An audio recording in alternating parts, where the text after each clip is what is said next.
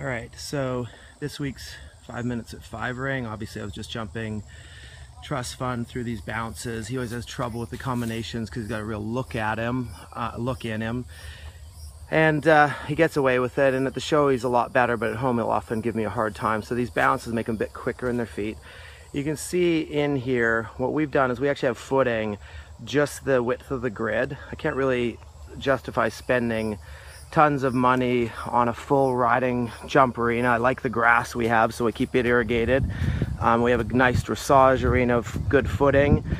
But what I try to do is to get them on when I'm doing grid work, instead of tearing up the grass or having to put a full ring in, I put in basically one line of manufactured footing with sand and some aggregate in there to bind it together. You can go and rake it, and then we just kind of keep raking along on it. Obviously it needs a little bit of weed killer on it at the moment. We've been traveling a lot, getting a lot of rain, and I've lost some of the look of it. However, the thing is with all this stuff, you need to be able to make you're trying to make the best for your horses, and in my case, the best for my horses without a bank account or a trust fund, other than the one I'm sitting on. So I put that in because I felt it was important for the horses' legs to have that good footing, but I knew that a full jump arena at this point wasn't something I was going to be able to do. Plus, in a jump arena, then when you have your grid set up in there, it's always a little bit in the way and annoying. So this worked out really well to put it under the trees, get them keep them so that I can jump them in the shade. We opened up along the fence line there so that you can come off of both leads to it.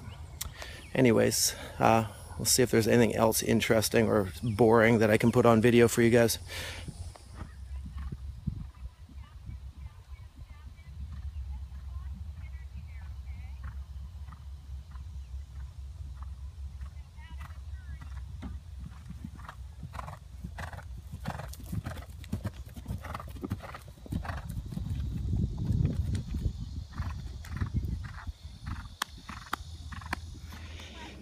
So that was Cato, Cooley Nothing Better Be. It's a really fun horse, really nice horse. Doing 2-star at the moment, be getting ready to go advanced later this summer as soon as I can find sort of the places to take him. That little exercise I did, he's going intermediate this weekend for the first time since Ocala, where he did the 2-star. And I'm just trying to continue to get him to get a little bit better. He's a brilliant jumper, but trying to get him a little bit better with dealing with the terrain. And then obviously when you're watching that, you can see I had to add the step, or I didn't have to, but I added the step on the approach to the barrels. Now obviously that's a little bit in my nature as a rider, but it's the place where I think he needs to get a little bit better. He's brilliant on the forward. He's really good in the staying the same, but when I go to add with him, I just need to be able to keep him a little bit rounder. Now that said, I was really happy with how he did that. Soften came up through his back in the last couple steps. And so I felt like I had more options at the end of it. The vertical to the mound, we've gone both ways over that. So that exercise is fairly standard around here because it teaches these horses that are a little bit, this horse would be a very good show jumper.